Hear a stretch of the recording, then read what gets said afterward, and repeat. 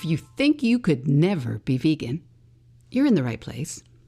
And if you think there's something big that you'd really like to do, but it's probably too late, you're in the right place. My name's Michelle Olander. I think there has never been a more important time, never been more reasons to move in a vegan direction. So I'm here every week to cheer you on and show you how to veg your best. Episode 152, For Fork's Sake, with author Rachael Brown.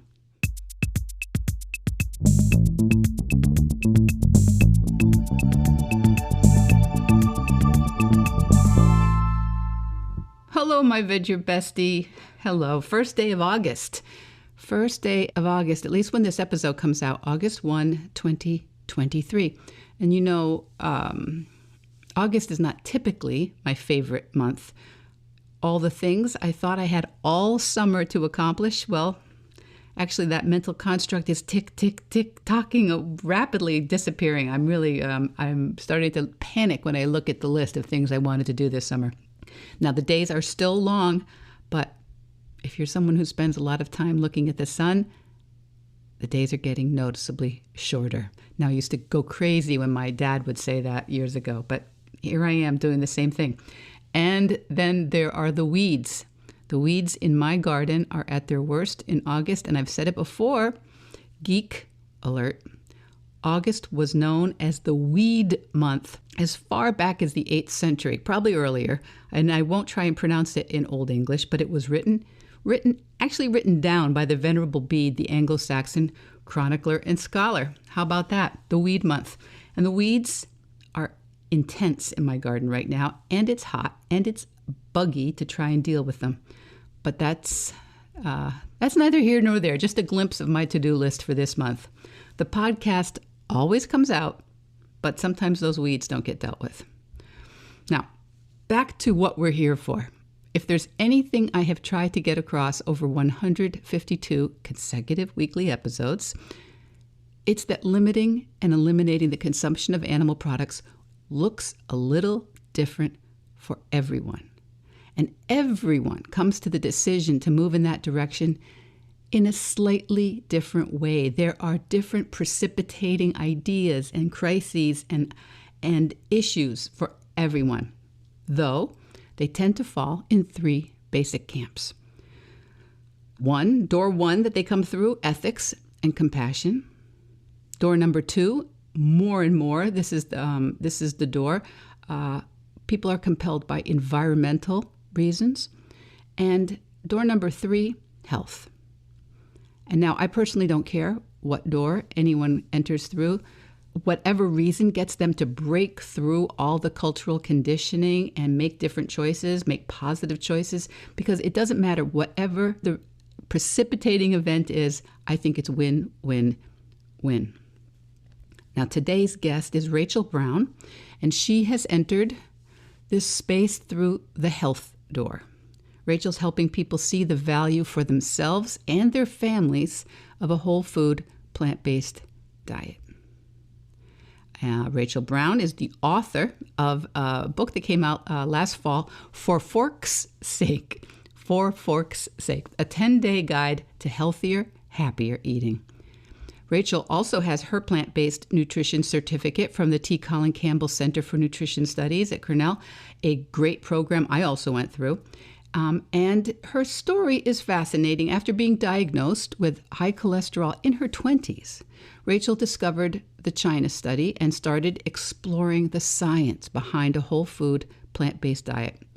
And after just a couple weeks of eating that way, her cholesterol dropped, and you're going to hear all about that. This discovery sparked Rachael's journey with her family away from the standard American diet to a whole food, plant-based, and yes, no oil lifestyle. And in her book, For Fork's Sake, as well as in today's interview, Rachael's going to share her family's transition story, as well as very practical tips and tricks to simplify that science behind the way of eating. You can easily get it on her website, but you'll get more today's interview and in her book, a complete 10-day plan to help readers kickstart healthier, happier eating for themselves and for their families. And I think you're going to hear that Rachael's approach is realistic. You do not need to move to an ashram. She knows changing your diet can feel drastic, but it doesn't have to be drastic. Her goal is to empower you, to empower others to make a transition at their own pace. And at her website, you'll see you can sign up for a free guide for inexpensive, easy plant-based substitutions. But I'm getting ahead of myself. Let's just talk to Rachael. Rachael Brown, author of For Fork's Sake. Welcome to the podcast. Thank you so much, Michelle. Glad to be here. I'm so glad you are, because we have a lot to talk about. You are a new author, which is awesome. And I totally, all I want to do is just applaud you all day for having finished that and got it out into the world. That's amazing. That's amazing. Let's talk about a little bit about your process of writing the book before we finish today. But mostly, I love the title, For Fork's Sake, in case anybody with children is listening and thinks I said something different. It's FORK sake. And you've written a great book about how we can, maybe even in 10 days, go from a sad diet, the standard American diet, to a happy one, which is, why don't you tell me what HAPPY stands for? Sure. Healthy and plant-powered, yay. You know, whole food, plant-based, no oil doesn't exactly roll off the tongue. So I thought the sad to happy was a little bit easier to grasp. That's great. I think that's very good, because I think a lot of us do know that acronym now, SAD, Standard American Diet. So tell me, let's start with a little bit about I've read your book, and I'd like to know, maybe our listeners like to know a little bit more about what got you to HAPPY. Yeah, I grew up eating what I thought was a pretty healthy diet, a healthy standard American diet. My mom was mostly vegetarian, so we had some fish and some meat, but we always had a big veggie garden and had vegetables and fruit with every meal.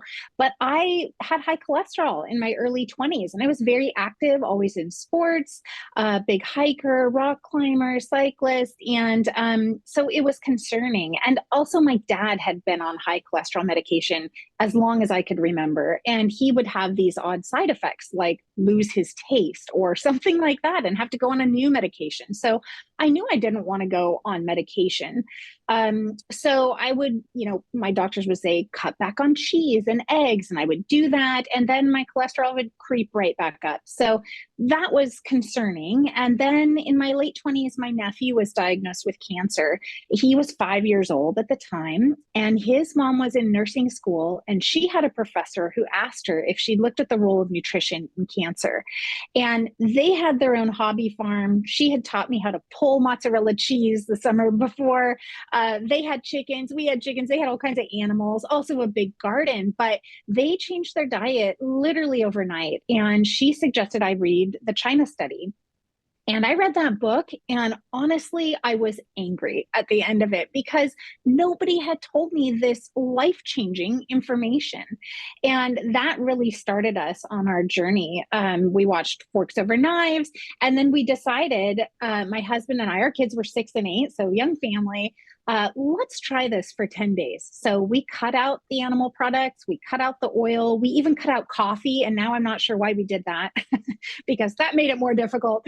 But we got our blood work, and we changed the way we were eating for 10 days. And I couldn't get back in for my second blood draw for 17 days. But when I went in, my doctor said, I don't know what you did, but whatever you do, keep doing it, because your cholesterol dropped 50 points. And I couldn't do that with medication. So that was both good news and bad news. The good news was this really worked. Changing just what we were putting in our mouths changed our blood work. But the bad news was, with kids 6 and 8, like, this was going to be a whole new way of living and eating. And I didn't want to spend all my time in the kitchen, and I didn't want to spend a ton of money, buying new foods and all of that. So that was really what started it all for us. And so now you have a way of helping us maybe mimic in a small way your 10-day plan. And I see that you recommend also for if there are strong health reasons why someone is looking for it, to begin with a blood draw. And you talk about how we can help ourselves see if it matters. So often people try without actual data for health things. And then they're like, well, I don't know. And then they talk to their doctor and the doctor's like, oh, I don't know. I don't know what you're doing or what you did or when it started. Right. So I think that's very interesting. And I also hear this all the time, Rachel, doctors saying, I don't know what you're doing, but keep doing it, rather than actually asking what it is you did. I hear that all Sadly, the time. Yes, it's true. Maybe they don't want to hear what's working. I'm not sure. But yeah, you're absolutely right.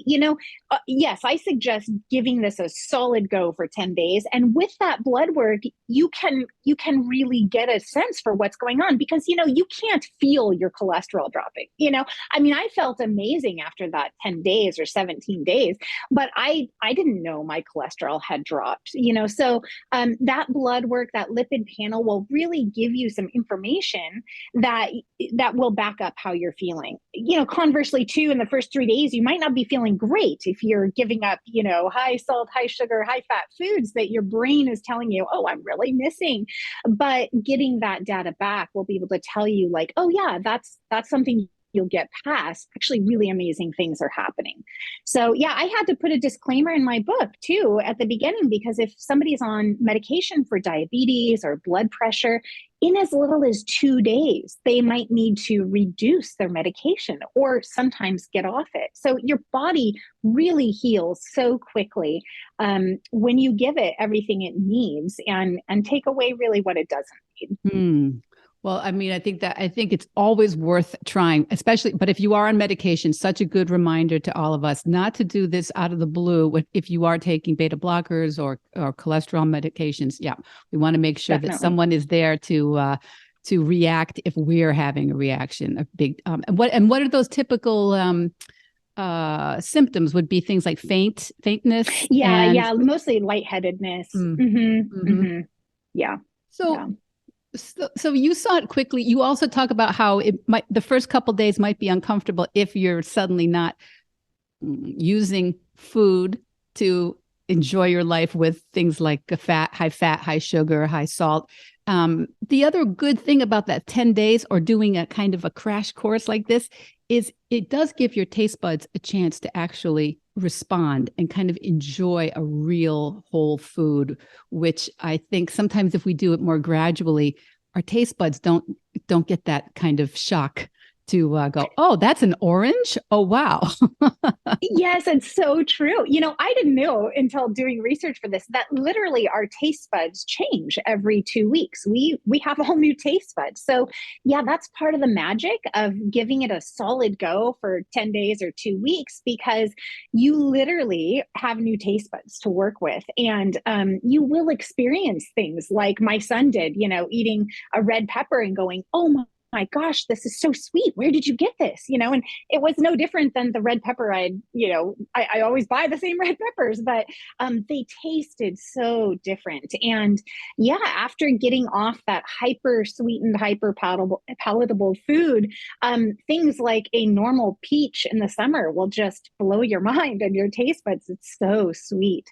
So yes, it really is. It's not that you can't gradually, work your way into eating a vegan diet or a plant-based diet, but you really will notice the benefits so much quicker if you jump in for a 10-day, say, or a 2-week start, because things will happen so much faster for you that it might just help you in the long run.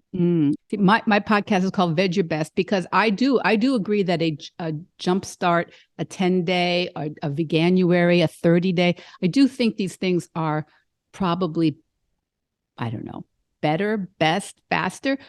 But then I find so many of my clients will go, yeah, but I have a wedding to go to, or no, I'm on vacation. I'm on this, I'm on that. So we'll do this next week, next season, after the kids are back in school.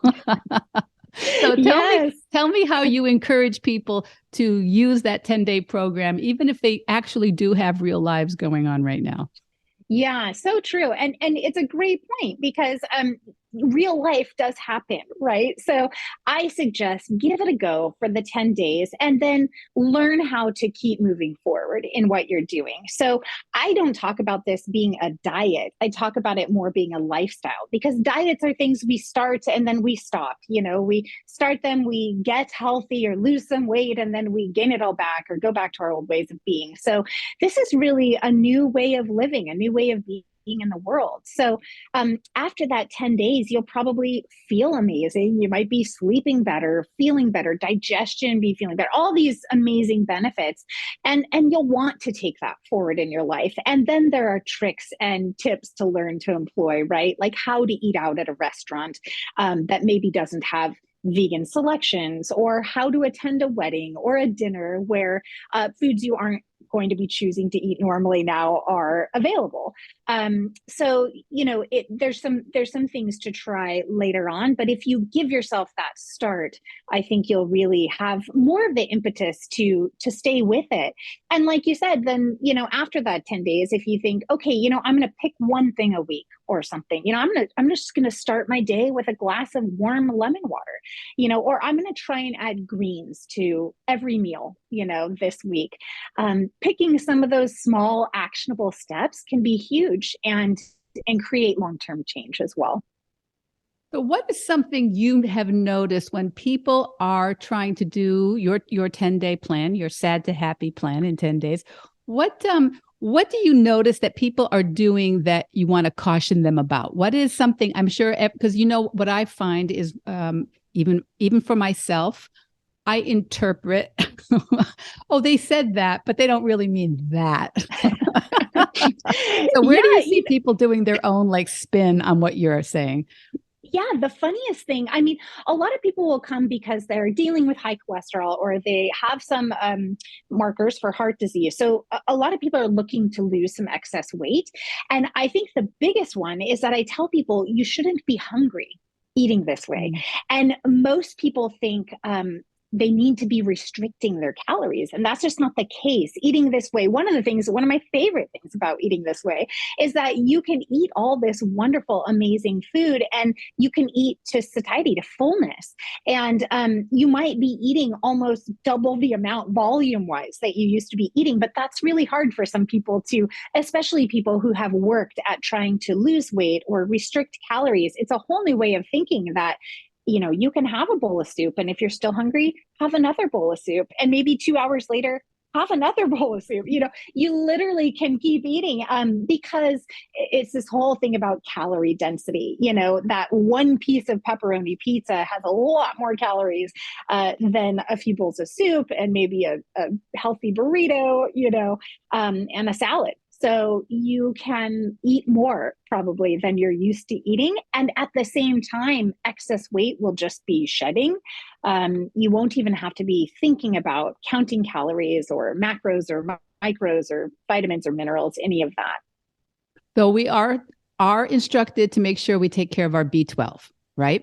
Yep. That's the one supplement really that anybody who's not eating animal products needs. And that comes from bacteria in the soil, right? So we aren't eating soil on our plants and our veggies anymore.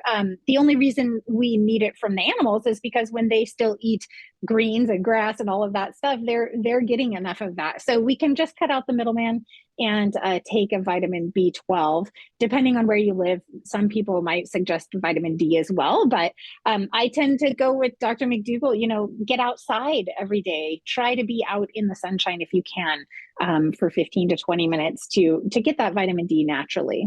Yeah, and that's something we don't have to be plant-based or vegan to be low on B12 or vitamin D. That's something that, right, especially people my age and older, I'm about to turn 64. Apparently a lot of us are low in B12, even if we are eating animal products. So real important. Yeah. I would assume, and I don't know, but I would assume that's just because 97% of Americans aren't eating enough vegetables, right? And only half of us are eating enough fruit. So, it does kind of make sense with what we're eating as a population. So your recommendations also are to limit or no oil. Yes. So tell us everything. Yeah, this can be a tricky one for people. My mom was one of the biggest people in the beginning, like the Mediterranean diet is so healthy. That's a big one that people always bring up. And yes, I would say the Mediterranean diet is more healthy than the standard American diet, but that's primarily because they eat more vegetables, legumes, whole grains. It's not because of the fish and the olive oil, it's despite those things that the Mediterranean diet can be a healthier option. For the easiest explanation, I say the same reason we don't want to be eating oils, this is the same reason we don't pour oil or bacon grease down our drains, right? We all know that clogs drains. And basically the same thing happens in our body. So oil is 100% fat. And I don't know a lot of people who are looking to just eat 100% fat. Even if you're trying to gain weight, there's healthier ways to be eating that. If you're trying to gain weight, add more avocados and nuts and seeds and tofu. But that oil, that 100%, olive oil, let's say a tablespoon is the oil from 50 olives. So all of the nutrients and fiber and antioxidant, all that stuff has been stripped away and you're just left with the fat. If you want that olive oil, you like olives, then eat olives. Most people don't sit down and eat 50 olives, but you can. That's just fine. But usually, you might sit down and have 8 or 12 or 15 olives, but your body uses that whole olive very differently than if you're just having oil. So oil is inflammatory in our bodies. And as we're learning and knowing more about what inflammation does in our bodies, we know we don't want to have inflammation. So it's not as hard as it sounds. On my website, I've got a free printable, downloadable thing that is a guide to cooking and baking without oil. And it's really quite simple. You can just swap out vegetable broth or water if you're sauteing. You can still air fry, if you like French fries and that kind of stuff. You can bake things in the oven or air fry things. And if you're baking, the simplest swap is to just use an applesauce instead of a vegetable oil. So it's not as hard as people think. And it's one of the things a lot of people who have a hard time, who've changed their diet or eating more healthy, it's not until they actually give up the oil that they notice the most difference in how they're feeling and how their joints are feeling. A lot of people with arthritis notice a big difference after cutting out dairy. Secondary to that, I think, is oil. So I would just offer that people give it a try and see how they feel. We believe you, and we want to do that. And now we are visiting a friend or we are going out to eat. How would you help us ask for that in another kitchen when it's not our own kitchen? Good question. I've run the gamut here.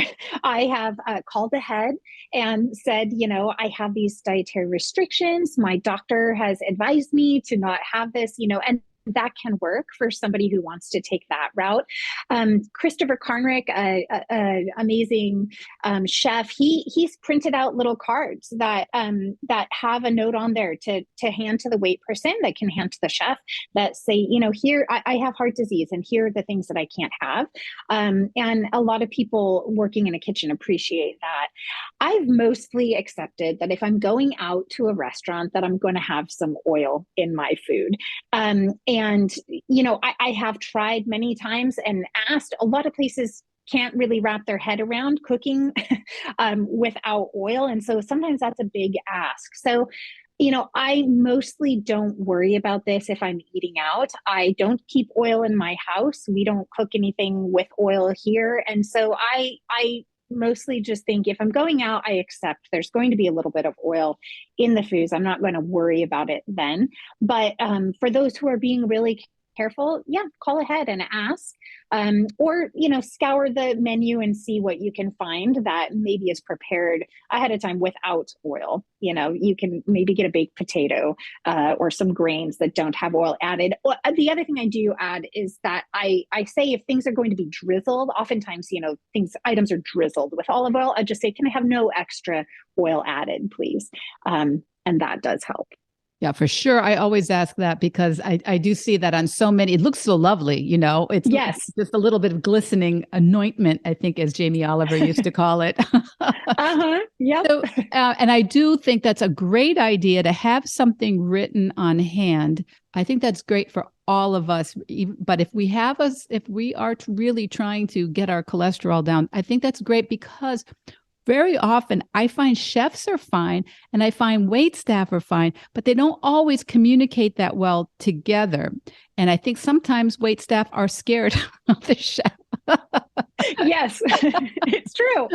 And so to hand them something saying this is our client out in the dining room, I think that's a great thing. So there's not a miscommunication. That's awesome. Love that idea. And I think we should all consider doing that in some way. I've just been traveling quite a bit this spring, and I know the Vegan Society and others have lists in different languages. I think you can download on their site when you go to Italy or China or Japan, especially countries where you don't have any familiarity with the language.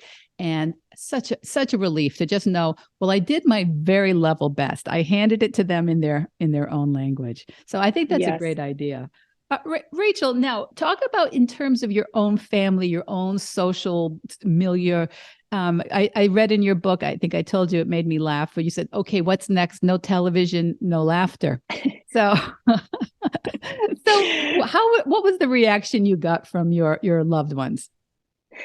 It's been varied. Some people jumped on board when they learned new information, and were really excited to try new things. And other people really dug their heels into what they were doing.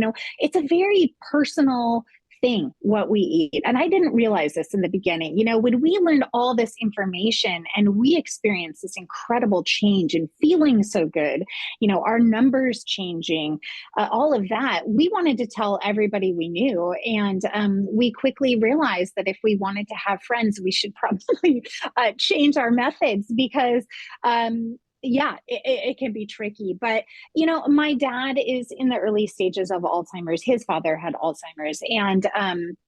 And they've made some significant changes, which has been very helpful.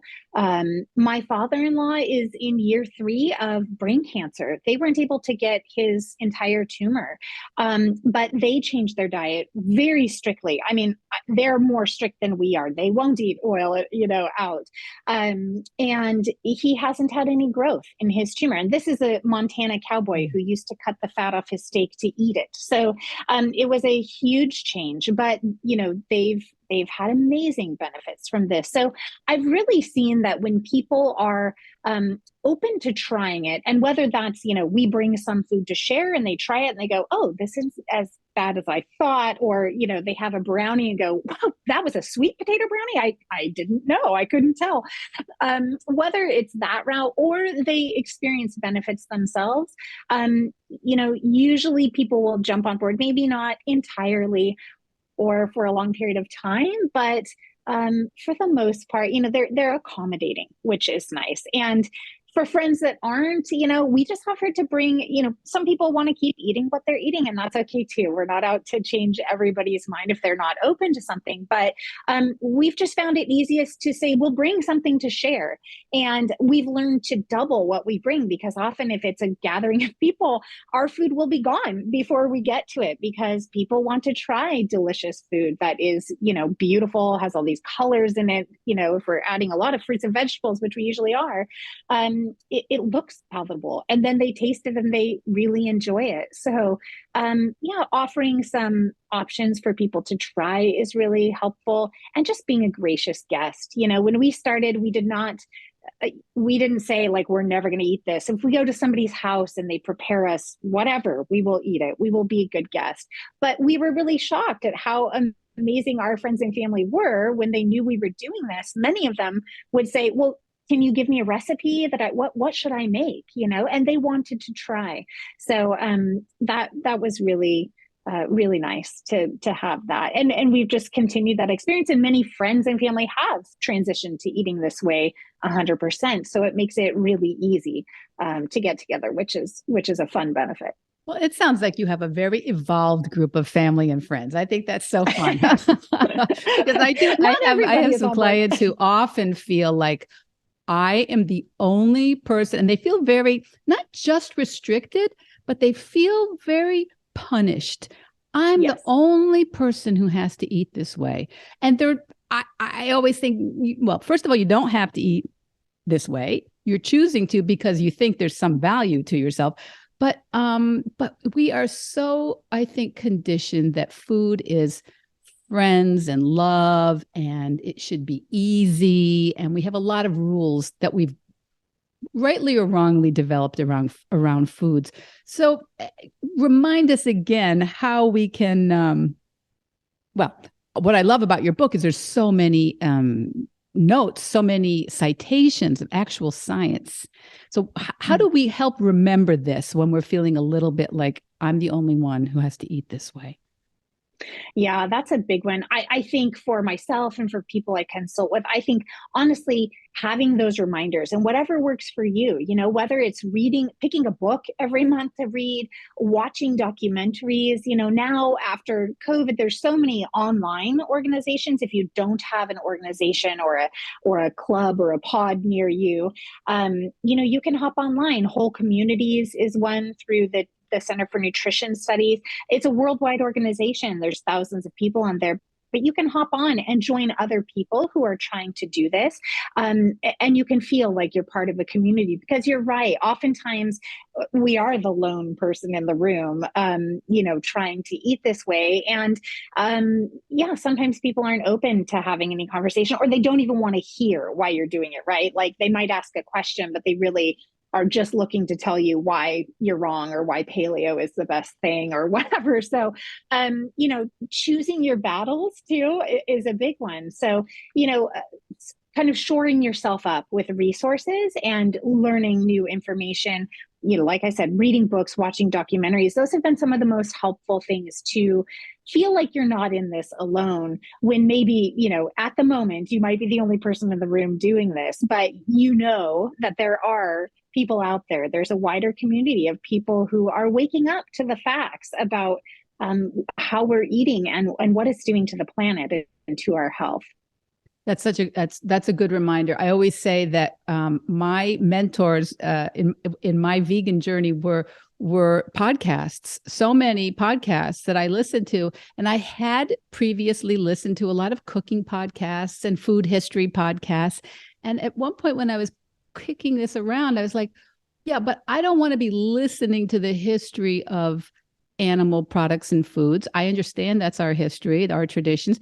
I want to crowd that out. And I started looking for some, and boy, it makes such a difference when you start crowding out just the way we can, Dr. Greger, who you mention often, he Yes. says, crowd out the animal products with plants. You can also crowd out the kind of normalizing voices about how we have maybe eaten traditionally. I think we could argue that most of us didn't have 500 years ago access to this amount of fat, cheese, meat, right. this kind of meat. But anyway, I think that's so great. Let's look for ways that we can feel a little more connected when we're making decisions that still feel a little bit hard. Now, do you find it hard now, ever? I really don't because I just the benefits outweigh any struggle. I've experienced that. We're 13 years in. My kids are now 19 and 21. They're away at different states at colleges, and they eat this way because they choose to. And, to me, watching that process of having young kids who were, in school, middle school was tough. It just like, I kind of think we're all big middle schoolers as adults. Sometimes we deal with the same thing, wanting to fit in or not wanting to stand out. But, as time has gone on and as we reap all the benefits of eating this way, of living this way, I wouldn't trade it. So, everyone once in a while, a salty chip looks really good. But for the most part, these days, tempting things that used to be really tempting aren't that tempting anymore. So yeah, I think anybody can do it. It's really some of the ideas that people have as to why they can't do it. those just really probably aren't true if they give it a go. A lot of the things that people say to me, like, well, I don't have extra money to do this. It's going to be more expensive. I need to live near Whole Foods and I don't have one nearby.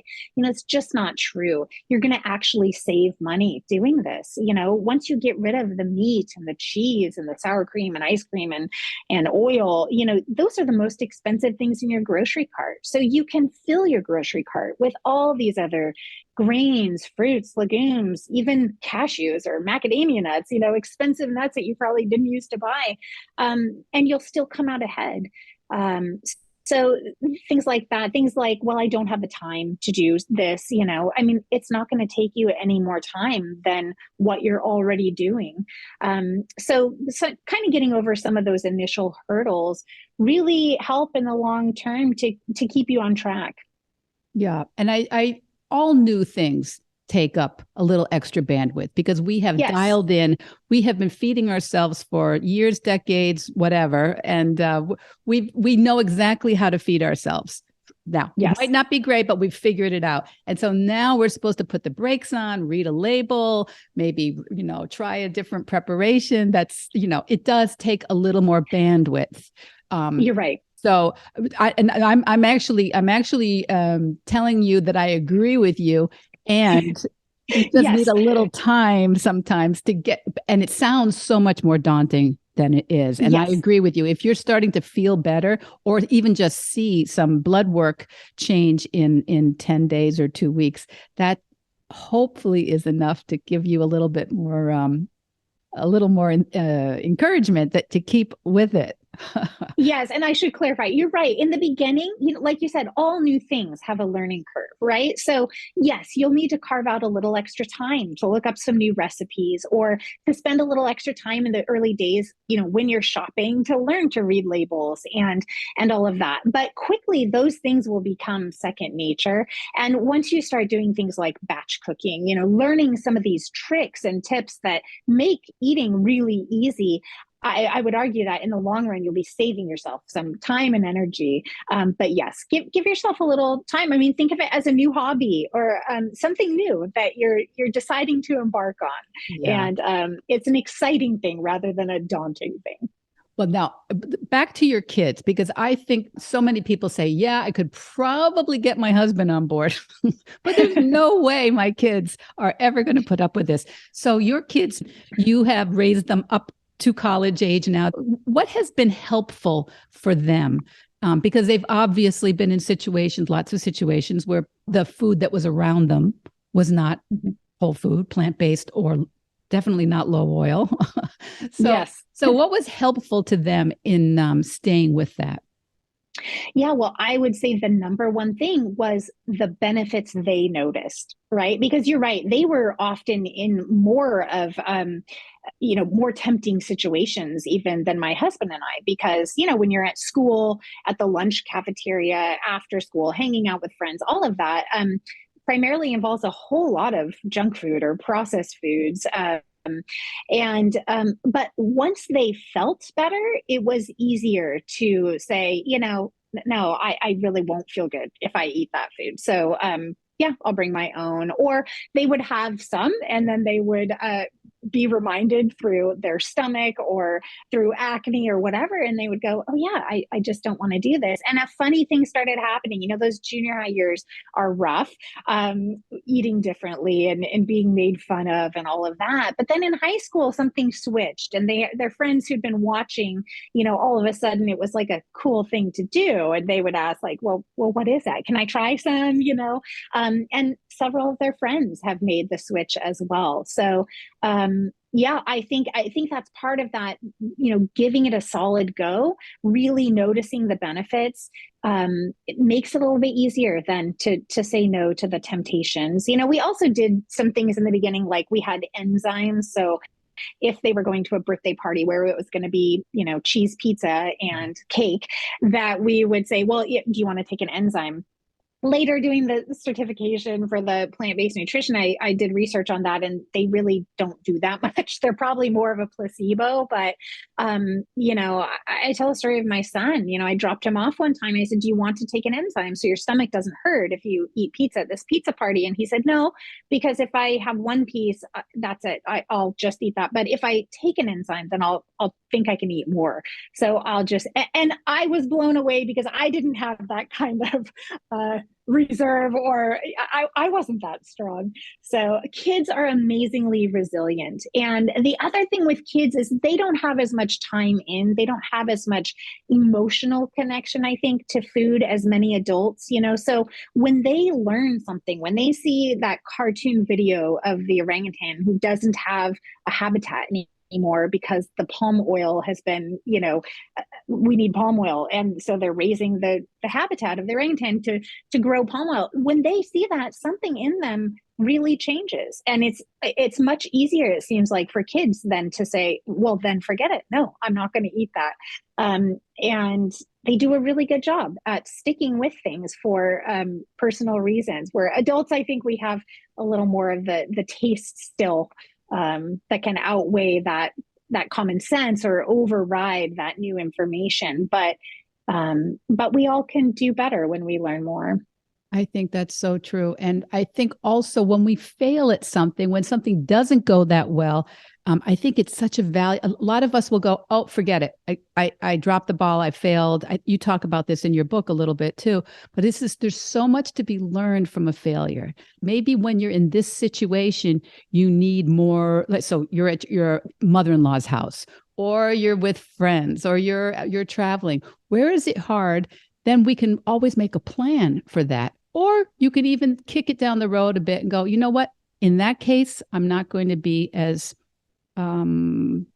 conscientious on my either ethical choices or my health choices in this situation because I don't have that figured out yet. And I think you talk about, you were so changed by the China study. Your book is kind of a China study light. It's like a little bit like we have the kind of the highlights, but we have it kind of comes into our house a little bit more, how we can actually function with it. I'm guessing that was your hope. It was, honestly, because I kept handing out the China study to people, going, oh my gosh, read this book. And half the people or more would hand it back to me and go, well, thank you, but no, I don't have time to read that. I don't need a doorstop. Exactly. So my goal in writing it was to write the book that I wish I would have had 13 years ago when we started out. And in talking and working with young families, many of them said, I don't have time to read books anymore, or I just read blogs or listen to podcasts or whatever. So my idea was to make it as short and sweet and easily digestible, pun intended, as could be, so that there was the why and the how, but really in a snippet kind of form, so that I do hope that people will go back and read the China study and read all these seminal works. But for many people who maybe wouldn't have picked up a book otherwise, I'm hoping that this will be that first step in. And yeah, the audiobook is 4 hours long, so it's a really quick and simple read, but I'm hoping to give people just what they need to get going. And let's say the title of it again, For Fork's Sake. Yep, For Fork's Sake. I looked to see whether you had an audio book because I was reading it fast, and then I was like, "Oh, that'll take actually longer for me to listen to it now." So, but I love audiobooks. I love it. And did you read it? Because I didn't get a chance to listen to it. I did. Yeah. Now, so tell me about that. Was that fun or was that horrible?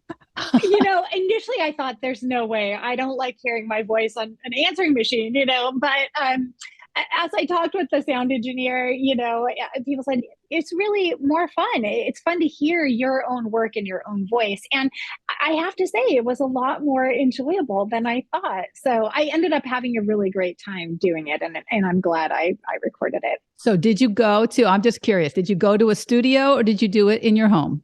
I went to a studio. This was, second year of COVID. So I had all the information to make one of my closets a sound thing. And I just thought, I don't want to do that. I'm not real techie. So there was a sound engineer up the road. And then I had somebody in Colorado that put it all together. So it's possible to do this all spread out and all of that. So I prefer when the author does the reading. I think Yeah. that's so much better. It's almost never, unless someone has really a hard time doing it. It's always better, I think. Now, so Yeah. you were recently at the Vegan Women's Summit in Brooklyn, New York. That's where I learned a little bit more about you, because I wasn't there, but my colleague Nancy was there, who takes care of all the back end stuff here in my coaching. Tell me, what did you learn? What was great? What are you looking forward to for the next one? What will you go to another one? Tell me everything. Yeah, it was wonderful meeting Nancy. She was terrific. This was my first Vegan Women's Summit, and it was really fascinating, I would say. I mean, first of all, very exciting that there were over 1,100 people. It wasn't all women. My husband attended. There were many men there, but it's so exciting that there are that many people excited and energized, really, to learn more and to spread information, and so many entrepreneurs. Really, I didn't realize how many entrepreneurs were going to be there. All these, burgeoning businesses, and everything from this boots, rather than plastic boots instead of leather, to plant-based honey, and then everything in between, cheeses and meats and oysters and sushi grade tuna. I mean, so there were all these very interesting products. And that really, I think that was the hardest part for me, honestly, was thinking about, at the end of the second day, I was really just wanting a salad with some vegetables, because we had all these foods to try, but they were primarily fake meats, or fake cheeses. And I understand that we're trying to help people who might not otherwise, go straight to a salad or a veggie hummus sandwich. But I have a hard time, having worked with people now for a few years in this space, with some of these transition foods, because sometimes people use them in the beginning, but then that beginning becomes the norm and they never transition away from these foods. So I understand that for the planet, for the animals, yes, 100%, these meat alternatives, cheese alternatives are fantastic. But from the health standpoint, I don't see them being a long-term solution. So that was just interesting to notice. I do hope that schools would move from a chicken sandwich or chicken nuggets to a plant-based chicken nugget or chicken sandwich. But then I hope they would move to a black bean burger, or something else that would provide not only benefit to the planet, but to kids' health and all of our health as well. So, but fantastic speakers, fantastic people doing amazing work in the spaces that they're in. So really fun to meet some women lifestyle medicine doctors who are changing their practices in ways that are really unheard of. People are really wanting to help others make changes. And so it was really fun just to get to meet people who are busy doing that. The mayor of New York, Eric Adams, and his assistant Rachael, they're doing terrific things. They've gone to no animal products in meals twice a week in New York City schools. They've introduced healthy food, plant-based food, as the number one option in hospitals, in New York City hospitals. So if you have surgery and you come out, your first option for a meal is a plant-based meal. Your second option for a meal is also a plant-based meal. And if you still want meat or cheese, that would be your third option, and you can pay extra for that. So this is just amazing, amazing work, really, and making such a big difference in so many people's lives. So really fun to get to meet with some like-minded individuals. Well, I hope to be there next year. I just was triple booked this year. And so I missed my college reunion, my 40th college reunion, and the Vegan Women's Summit. But anyway, I totally agree with you. There is a lot of fun food coming out of the vegan and plant-based movement. And it's not the food I want to be spending my time with. And very often, that's my only argument with Happy Cow, is when I go on Happy Cow to look for vegan options, I get deluged with like cafes and bakeries and donuts. And I'm like, no, Yes. I just want somewhere where I can eat like vegetables. Right, right. Well, and I told my husband, the second day when I just wanted a salad, I was like, why can't there just be fruits and vegetables? And he's like, that would be a farmer's market. And there's not multi-million dollar businesses, startups for farmers markets, and that's the whole thing. Like, we're going to have to work within this system and figure out how we can make this work and how we can spread this news. Because if it's just going to be more expensive products or plant kind of food products, ultra processed products, then we're not going to really help ourselves sustainably, I don't think. So we're going to have to find ways to bring more of that into this space, I think. That's a good point. And it's also why sometimes people think that being vegan, being plant-based is going to be more expensive for them. Because it's not just another opportunity to sell people packaged things. So I think this is I think the long range, the tension in the community is going to be sustainable and healthy and ethical. I'm just glad we've got this perfect storm of it coming from every angle. So and money's behind it. So we'll have to try to funnel that money into the right things, like farmers market, like big broccoli, right? Yeah, exactly. One of the women on a panel, she was from Impossible Foods, and she was saying, as more companies come into this space, they started with an ingredient list of 17 or 19 ingredients, right? And then somebody came out with a 7 ingredient product. And so she said, we had to do our work and get down to that. So, it's not that it's not possible. It's what we're going to be demanding and what we're going to be asking. And, back to that oil thing that nobody wants to do. A lot of these products have so much oil. There's so much unhealth in these products, and they're really not food products. So, the more consumers demand healthy things that taste good, we know we can make them because we can make them in our homes. It's not that far of a stretch to have some of these items in the grocery store that are good for the planet, good for animals, and good for us. So we just need to continue to demand it with what we're choosing to purchase. Now, for Fork's Sake, the book also has some recipes. It's not, I wouldn't call it in general a cookbook, but there are some good standard recipes. Why don't you tell us like 1 or 2 of them before we close up, so people can be like, oh, I need to learn how to make that. Yeah, sure. So Jeff Novick, a wonderful dietitian who actually worked in some big food stuff before transitioning himself, he said I could use his longevity soup recipe, which is one of the easiest and best things I think I can recommend for people.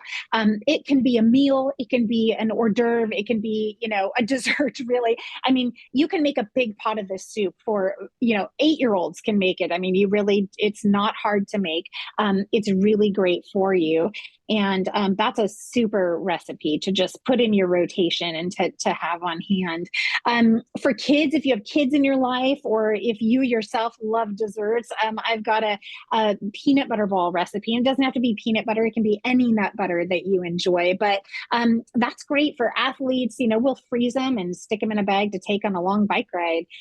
Those can be wonderful as well. And then macaroni and not cheese, that was a big one too. And also not just for kids, you can make this like a veggie bake, and it's terrific. People of all ages really love it. So yeah, there are just a few recipes to get you going in the book, and then on my website I have a few more. There's so many amazing cookbooks out there these days with just mind-blowing plant-based recipes, as well as Google. You can type in whole food, plant-based, no oil lemon meringue pie, and you'll have thousands of recipes pop up, if not millions these days. So it's got a few to get you going. That's great. That's great. So I'm going to respect your time and let you go, but we're all going to be looking for Fork's Sake, the book by Rachael Brown.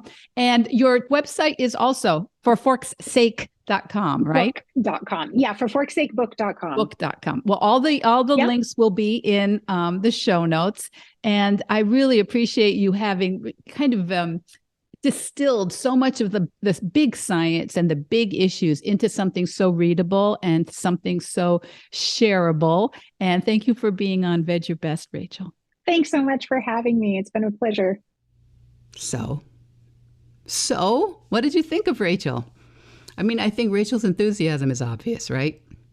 In person and definitely in her book, For Fork's Sake, Rachael breaks down the science behind the whole foods plant-based diet into easy, actionable steps for families, right? Real families who are made up of people. I don't know about your family. My family is made up with people with a variety of different, not just tastes and interests, but priorities, what they need from food.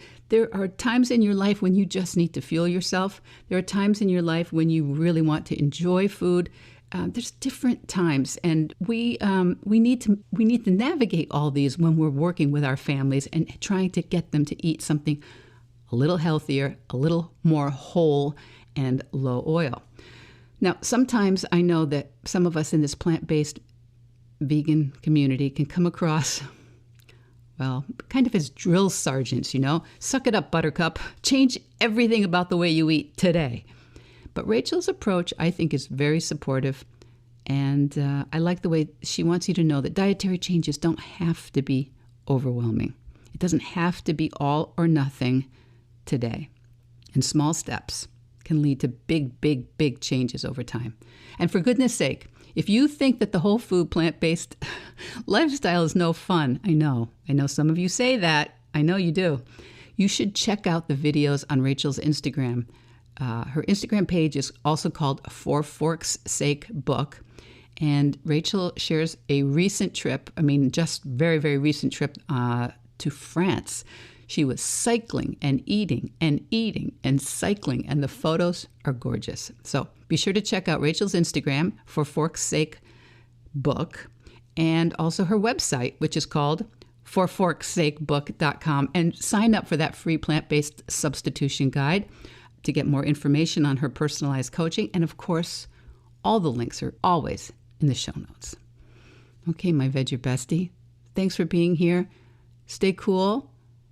Unless you're down in the other hemisphere, stay cozy.